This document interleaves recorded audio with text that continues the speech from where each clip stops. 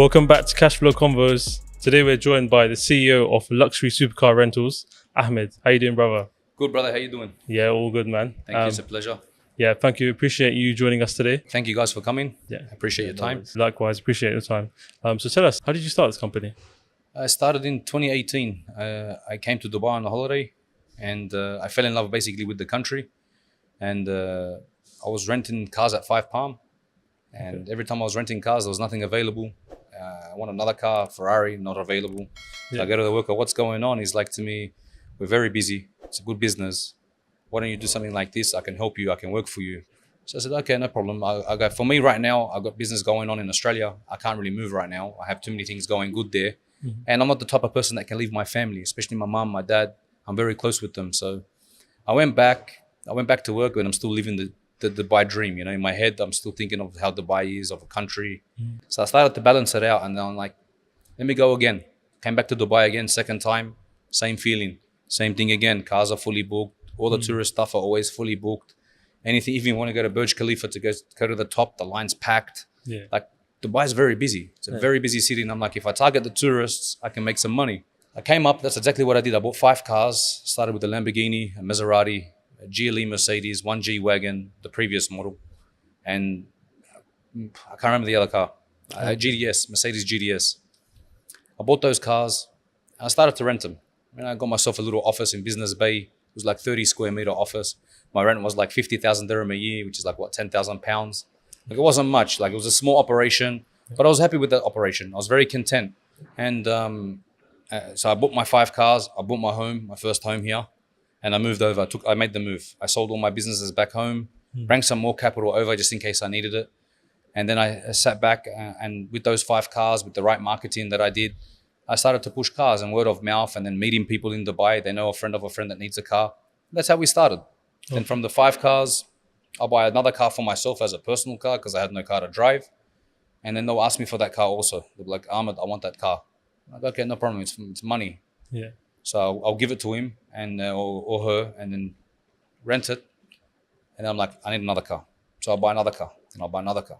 The same thing, dominoes effect. Before I knew, it was like I needed 10, 20 cars. So I sold everything, sold my other apartment back home, bring the money up, and just, okay, you know what, I'm going to take this more serious and not just rely on 5 or 10 grand a week. I want to make serious money.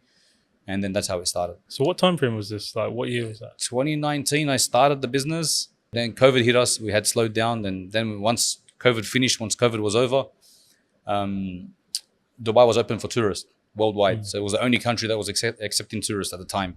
So then my business went from like 0 to 100 very fast.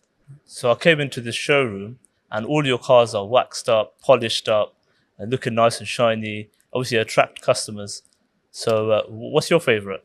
My favorite car? Or yeah, what's your favorite car? Right now, I bought my dream car. So it's getting wrapped at the moment. It'll be ready in maybe 3 days. So I bought a Bugatti Chiron.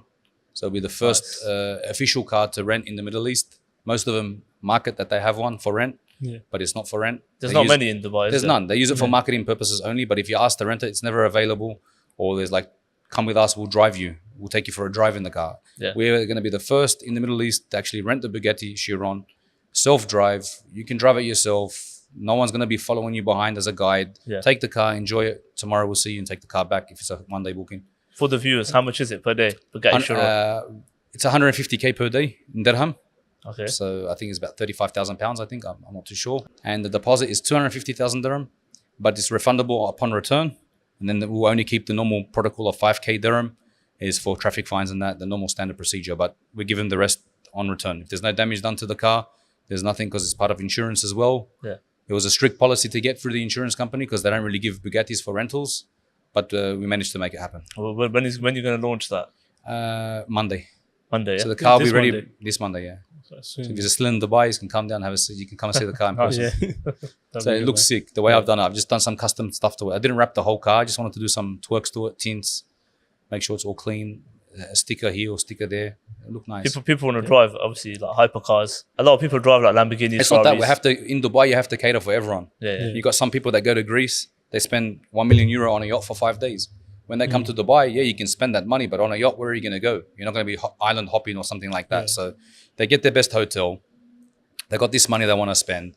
They want the best car. Yeah. Okay, we have the best cars already. We have SVJs and we have SF90s and stuff like that, but they're asking for the big hypercars. Hypercars. Yeah. So I said, you know what? We'll be the first to have it in the market, and also we have the clients for it. So we have a lot of big people that come to us. Like, for example, Andrew Tate is one of our clients. He doesn't rent cars from us. He supports us because he's a good friend of ours. And he sends us his clients. So he sends us his friends who are big spenders. And they come and they throw money. And I have other celebrities as well that come to us and they send us their clients. We had Rich from Fashion Nova, the CEO of Fashion Nova. Yeah, he's a big guy. Got a lot of money. So you've got big stars coming. Yeah, we to have a big supercar high-end garage. clients. Some of them we can't name, but most of them come. They spend with us. They're always loyal to us. We look after them. You know, I go out with them sometimes on the weekends. We go for dinners. So we have a good relationship. Yeah, I think I saw 6ix9ine on your page as well. 6ix9ine was one of our clients. DaBaby also, French Montana. We've had Offset. Had a lot of them come through, man. Yeah, what was it like working with like these influencers? Some of them are very hard to work with. Some of them are very easy. Some will give us some social media posts. Some will be like, no, we're against posting. We can't post.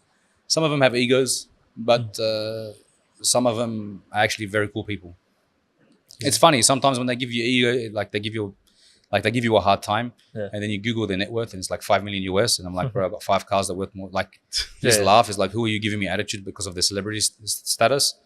But sometimes it's business, man. So compared to London, like cars to hire in Dubai are quite cheap. Why is that? What's the reason? The reason being is like we have the biggest Lamborghini dealership in the Middle East, well, in the world, sorry, the biggest Lamborghini dealership.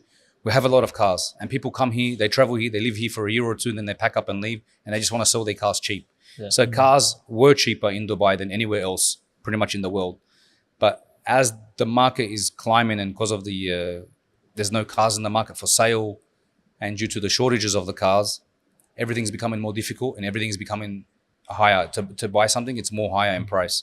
And people are buying from dealers and reselling with another 100K top-ups. So it's made the market a little bit hard. But we were lucky. We bought a lot of cars during COVID. So we saved a lot of money. So as people were panicking, I wasn't panicking. I was taking the gamble. I was taking a gamble and just buying stuff. I bought my first 488 Spider for 500K dirham. Like, that's nothing, bro. It's like 100 something. Right now, it's still worth more. I sold it last year. Sorry, I sold it this year, 450,000 dirham. So I lost 50K dirham, but I had it for 2 years. You drove, and I made so much money out of the car. The car probably triple. I made 3 times the car value. So we got lucky with a few cars. I bought a Huracan for 435,000 dirham, which till now it doesn't exist. You go on DaBaby, low to high, Lamborghini Huracan, cheapest one's like 550. So I'm talking, I sold that for 620. So we had a good run. Good run. To be honest, alhamdulillah for everything. And I feel like, you know, you work hard, you do right by people. God gives you more. You look after people, give to the poor, do sadaqah. Like, you got to help people, man. You give to take some, you know? Yeah, I remember you had the Slingshot Polaris as well. I had the Slingshot Polarises. We had 2 of them, but they were seasonal. Like, you can only use them in winter times because in summer it's too hot. There's no AC in them. You pretty much sweat your ass off driving them. But they were cheap to buy. They were 140K and we're renting them for 1,000 an hour. So you rent it for 140 times, you got your money back. Can't go wrong. Can't go wrong. You know, it's a good business. Yeah, we love them, man. Like, because we don't have fun. We don't have those kind of cars in UK, London. So when we come here, we've had them twice now, haven't we? Yeah. Yeah, you want something different. Yeah. So every time, like, we have clients that always want something different. That's it. So like we have to every month or 2, we add a new car to the fleet. We add something unique. We also speak to our existing clients, what car they prefer, what haven't they driven, what do they want to drive, what they want to buy. Yeah. So we can go get that car so they can try it and rent it from us. And then we have a little trend. Let's talk about where you're originally from and a little bit about my background. So my parents are from Lebanon. They were born and raised in Lebanon. They moved to Australia in maybe the 80s. And I was born and raised in Australia. So your family... So my parents are Lebanese background, but I was born in Australia. So my nationality is Lebanese, but I was obviously born in Australia. Yeah, because I was thinking like, this brother is Lebanese, but he's giving me the Australian accent. So I was thinking, yeah, Aussie accent, yeah. Aussie accent. Since I've been here though, my friends from Australia are telling me I speak different. Yeah. So it's starting to change. Because I've been here 5 years, talking to all different nationalities. Some people you can't understand at all, so you have to change your voice to understand like a Indian guy or a Pakistani guy or a Filipino guy. If they have a broken barrier language, you have to sort of talk like them so they understand you. Yeah. So what was it like transitioning to Dubai from Australia? The start was hard, man. Difficult. You come in here, you don't know no one, you don't know anything, but everyone's here for the same thing. So you basically move here for a better life and to make money. So everyone that's moving here is here for the same thing. So everyone wants to make money. So this is a country like it's a big opportunity to make money in this country. That's why you got to thank UAE. Like in this country, what I've made in this country, I probably wouldn't have made it anywhere else. And the support I've had from the people around me, the local dealers that I work with, everyone basically like they support us and they've helped us achieve where I am today. Yeah. And I have other businesses as well. So it's not the only business that I own. What are the business? I've got a chauffeur company, Yeah. and I'm also got the desert camp in the buggies and quads and tours in the desert. So we manage that as well. And now I'm looking at opening my own PPF garage and light mechanical, just to maintain most of our cars and some external work. So if someone wants to get their car wrapped or something, they can come to us. Yeah. So and as you can see, everything here is high standard. So it'll be the same thing there. So when would the PPF car wrapping? Yeah, PPF car wrapping, yeah. So when would that be open? Well, we went and seen a shop today. If everything goes smooth, we can be up and running by next month. So in Sheikh Zayed Road, I've seen a lot of car rental companies. How does Ahmed stand out from the crowd? We have the biggest showroom in the Middle East. We have the best cars. How many unique cars? We've got 75 cars. MashaAllah. So pretty much every make and model.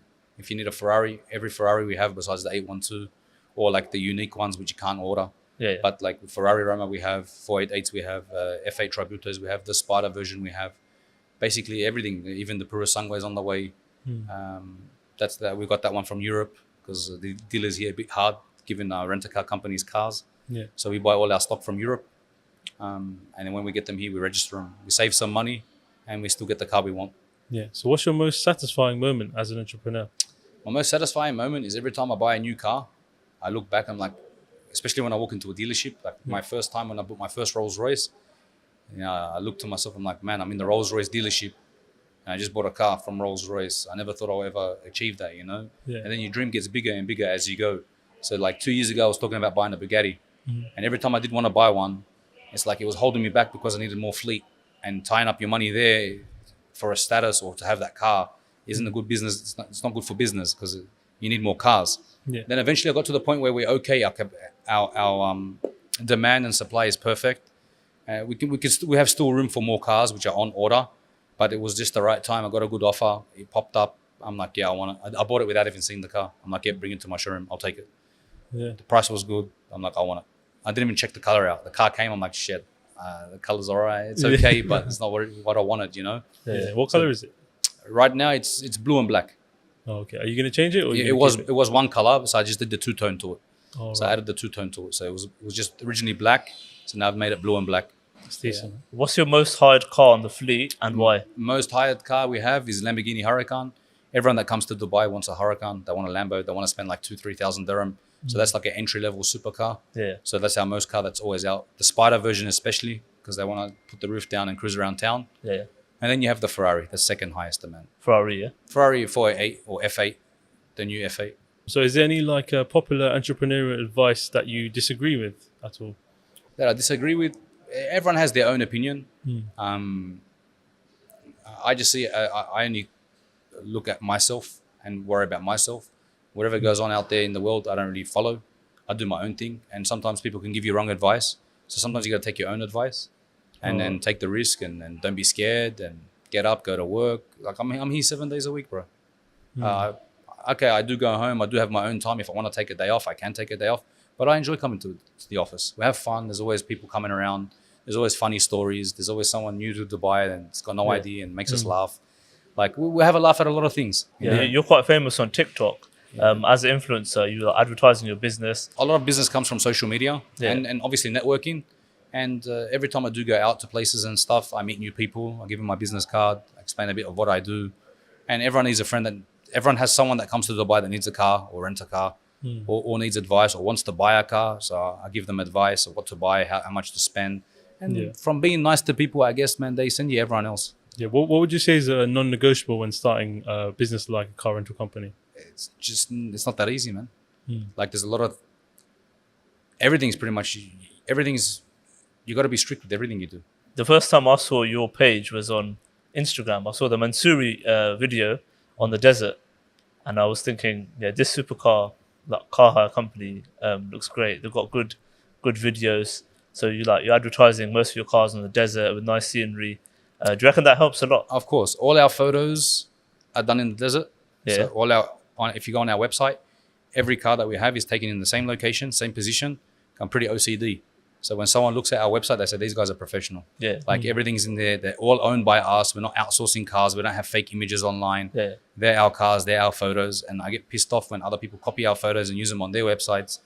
It's because like we don't give them cars. Yeah. We don't know them. And why are they taking our hard work and effort to post on their website? So did you get people stealing like your pictures? Heaps of times. Now we've got a guy our actual photographer that we use. He's got a lawyer company sort of thing he's copyrighted all our images, and they've got a system that scans all the internet and it shows who's used our photos, and he sent them all legal notices. Yeah. So yesterday I got someone that sent me a message. He was like, bro, I've received €1,000 court fee. He has to go to court. Can you remove it? I've removed the photo off my website. I'm like, it's not up to me. You have to contact the lawyers. It's not mine. I'm not the photographer. He's chosen that route to go down because they're even selling them on Shutterstock. So our photos are getting sold online, $100, $200 a photo. And they're our work. I pay for him. He's the photographer. Like, yeah. Yeah. How does that make you feel then? Like when people Look, start it feels taking like we're stuff? doing something good. Yeah. For me, I don't mind. Like, I know we're doing something good. For people to use your photos or use the way you market and copy your style means you're doing something well. You know? Have you been? Positive. Yeah. Have you been in a situation where someone has an accident? What has been your reaction with one of your cars? When I first started, every time there was an accident, I used to get cut. I'm like, man, it's my car. Now you get to the point where like it happens. It's part of business. You got to accept it. You can't love the car anymore. So there'll be a car that I really love. I'll be like to the boys, this car, you have to be super careful when you drive it. Make sure no one damages it. I want like extra videos on this car. And after 3 months, it's like, yeah, whatever.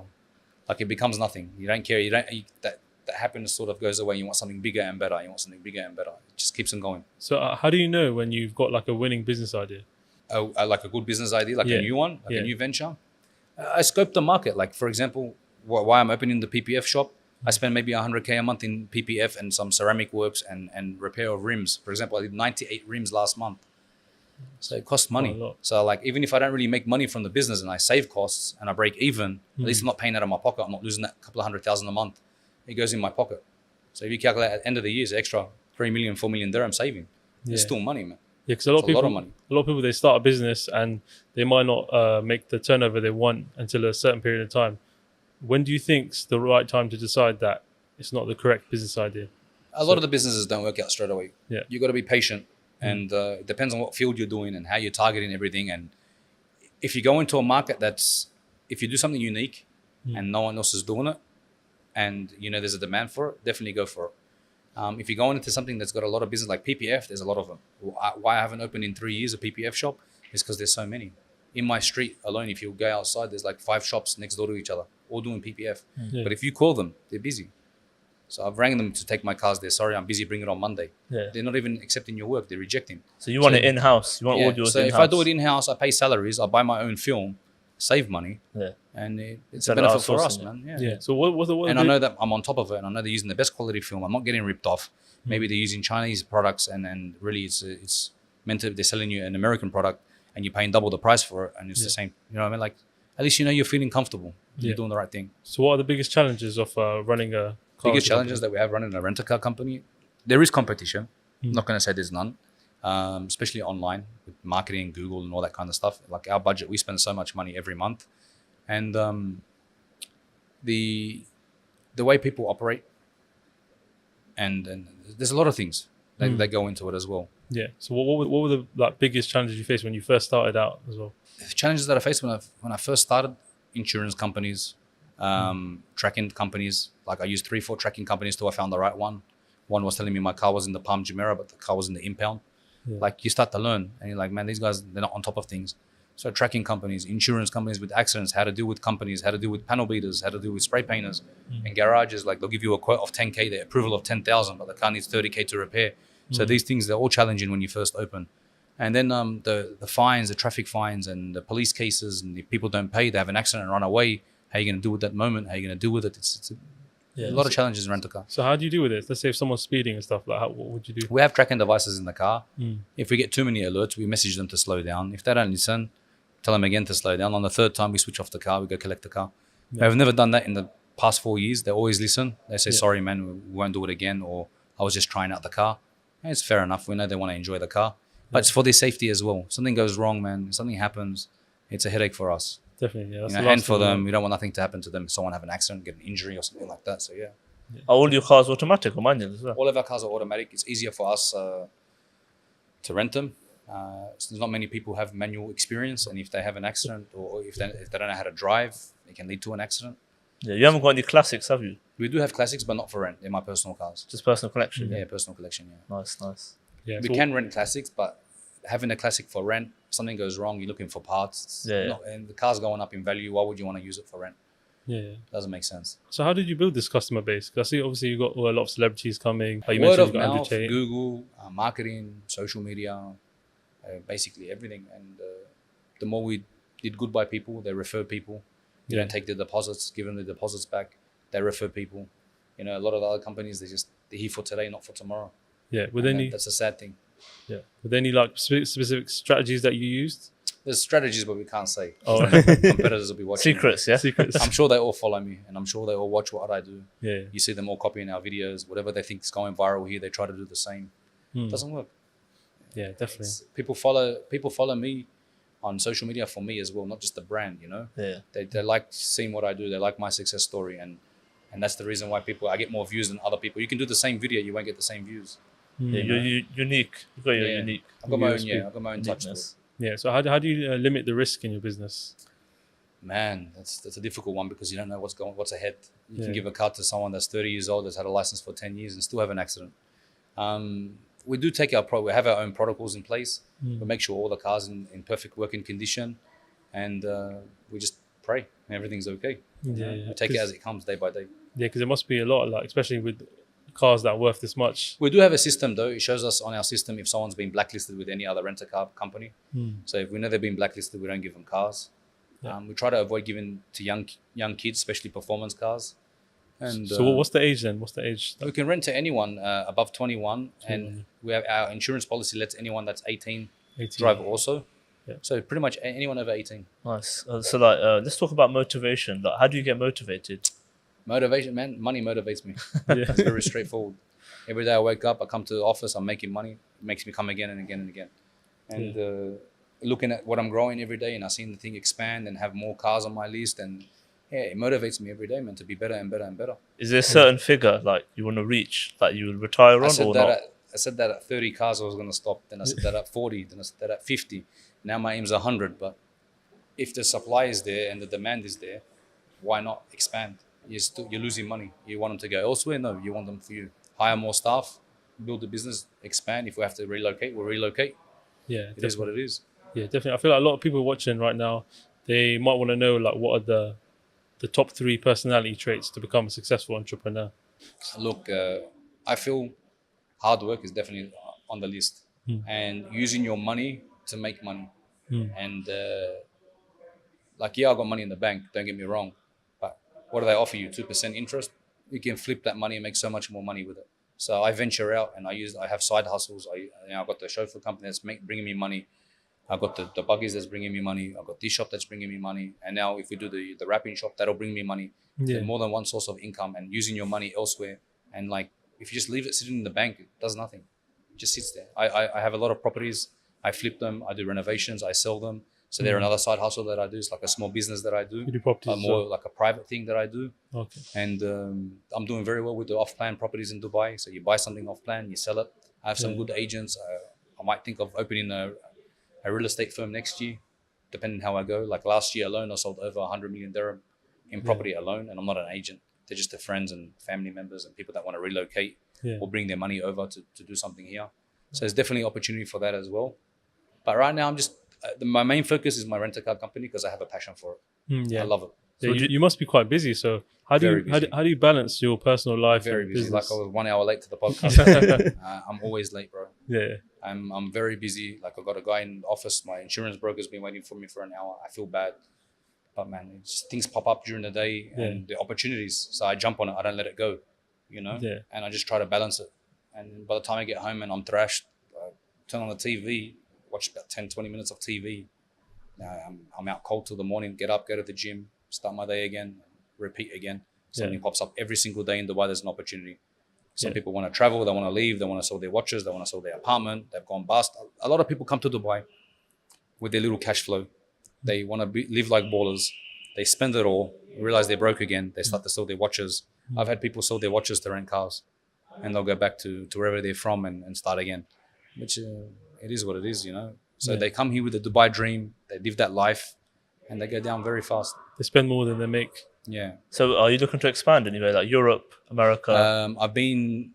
Someone has called me from Miami to open in Miami. They want to use our name in Miami. Okay. We're in talks with that at the moment. Saudi also, I have a Saudi guy that had contacted me as well, wants to open up in Saudi Arabia. I feel Saudi Arabia will be a good market. As per talks as well, in Ras Al Khaimah, they're going to be opening a casino soon.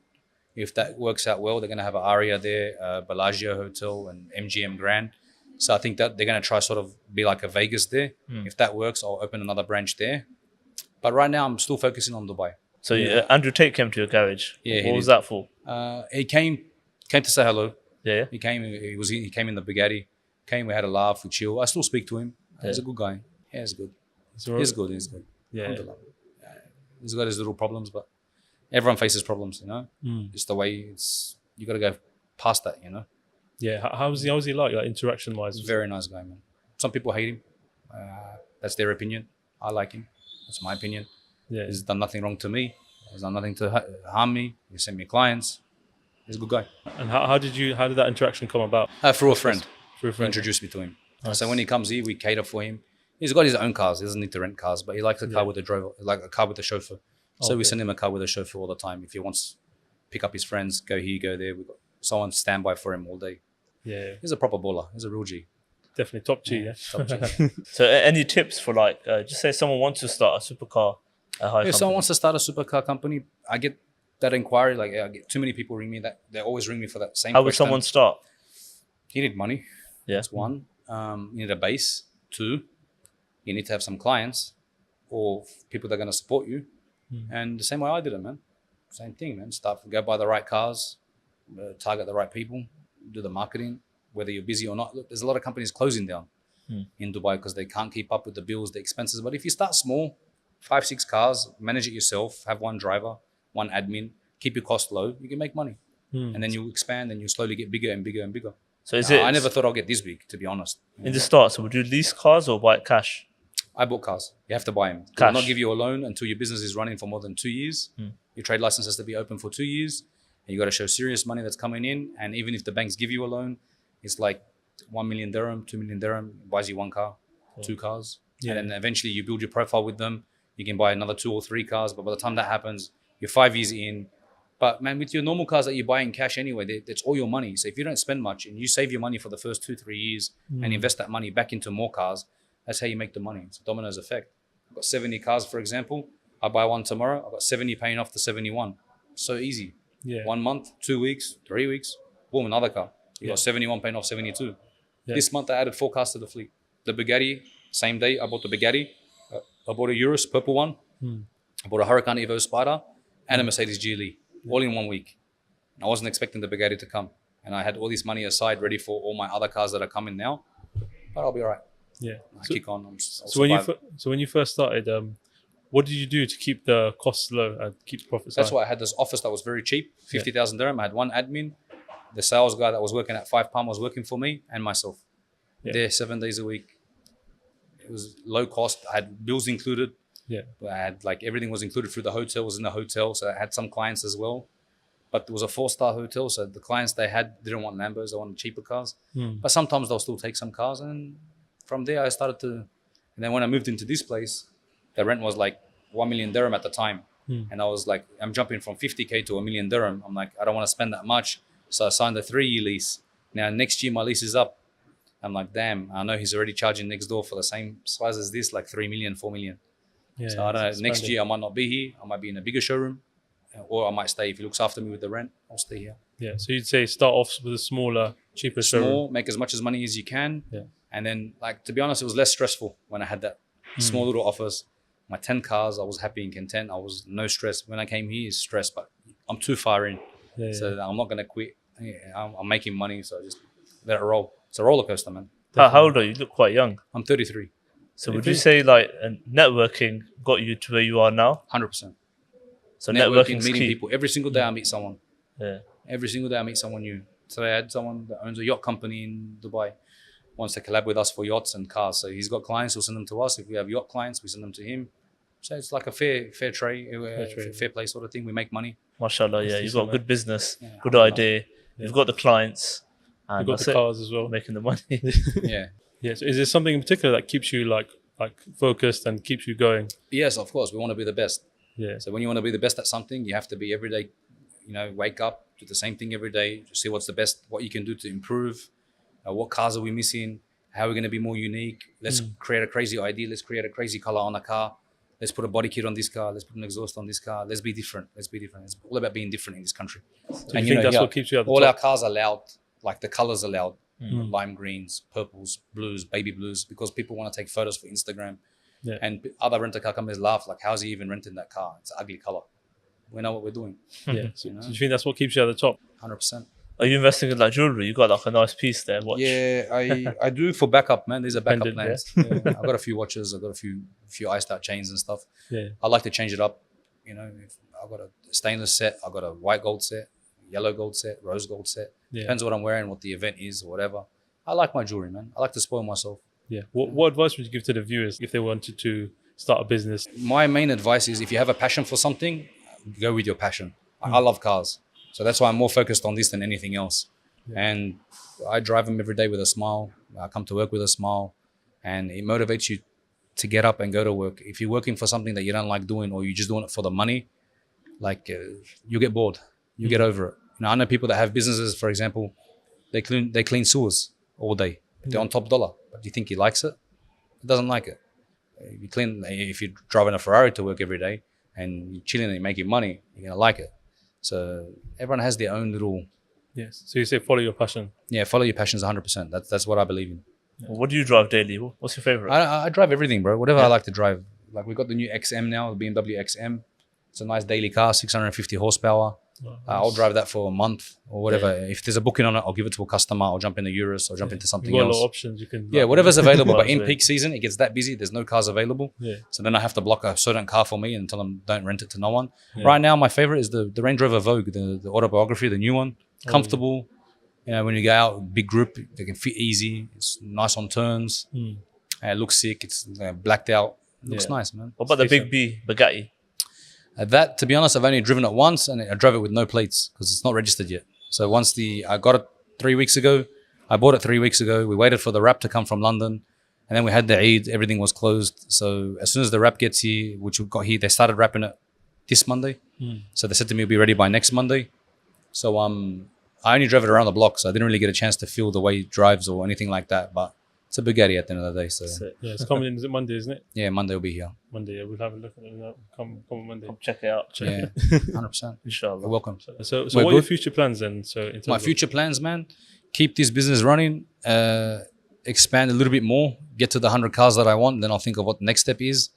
I'm focusing on some side, like buying land and building to start doing development. That'll probably be the next project. Yeah. So I'll start building off plan. Like I'll sell them off plan. I'll do some units. And the chauffeur company, to expand the chauffeur company a little bit more, we just partnered with Forbes Middle East. So they posted us on their official social media and all on their websites and stuff. Forbes, yeah? Yeah, Forbes Middle East. Yes, it's a big achievement for us. We're also on Emirates Airline. So when you're on the plane, you can see our videos playing. Emirates as well? Yes, our ads run on the plane. That's big. So the future goal is like, get this to where I want it to be, push the chauffeur company to where I want it to be, push the desert where I want it to be, and then probably start focusing on properties. Yeah. If I get a good offer for this business, will I sell? I don't know. I have been offered recently 150 million. I didn't want to sell. And they offered me half the business to stay here.